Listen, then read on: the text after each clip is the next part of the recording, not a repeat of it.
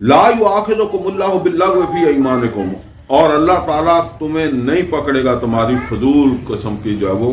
بے مقصد قسموں کے اوپر۔ اب یہ بعض قسمیں جو ہے نا وہ بعض لوگوں کی عادت ہوتی ہے، عربوں کے اندر بھی اس طرح کی عادت تھی کہ کوئی لینا دینا نہیں ہے، قسم کھا دی۔ تو ہمارے بھی کئی لوگ جو ہوتے ہیں یعنی کوئی نفع نقصان نہیں ہے، قسم کھا دیا ایسے، ٹھیک ہے نا۔ تو جو ہے نا وہ فرمایا کہ اس طرح کی قسموں پر تو اللہ تعالیٰ جو ہے وہ نہیں پوچھے گا۔ وَلَكِنْ يُؤَاخِذُكُمْ بِمَا عَقَدتُّمُ الْأَيْمَانَ، البتہ وہ جو تم نے مضبوط عہد باندھا، مطلب قسم عہد ہی ہوتی ہے نا، تو یعنی وہ کوئی معاملات کے اندر آ کر جو ہے وہ کوئی تم نے قسم کھائی ہے کسی کو یقین دلانے کے لیے اور کوئی معاملہ ہے اس کے اندر،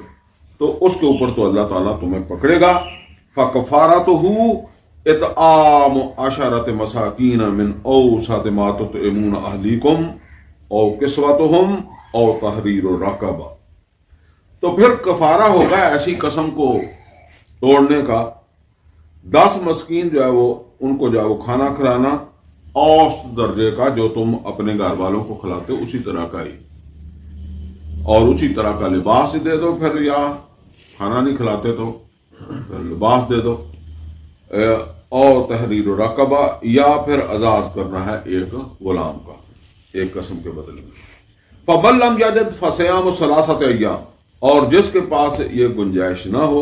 کھانا نہ کھلا سکتا ہو، لباس نہ دے سکتا ہو، تو پھر وہ روزے رکھے 3 دن کے۔ ذَلِكَ كَفَّارَةُ أَيْمَانِكُمْ إِذَا حَلَفْتُمْ، اور یہ تمہاری ایسی قسموں کا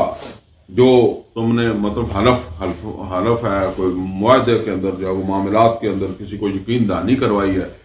تو ایسی صورت کے اندر جو ہے وہ یہ پھر اس کا کفارہ ہوگا۔ وَاحْفَظُوا أَيْمَانَكُمْ، اور حفاظت کیا کرو اپنی قسموں کو، یعنی توڑنے سے بچا کرو۔ كَذَلِكَ يُبَيِّنُ اللَّهُ لَكُمْ آيَاتِهِ، اور اس طریقے سے اللہ تعالیٰ اپنی آیات جو ہے وہ تم پر واضح کر رہا ہے،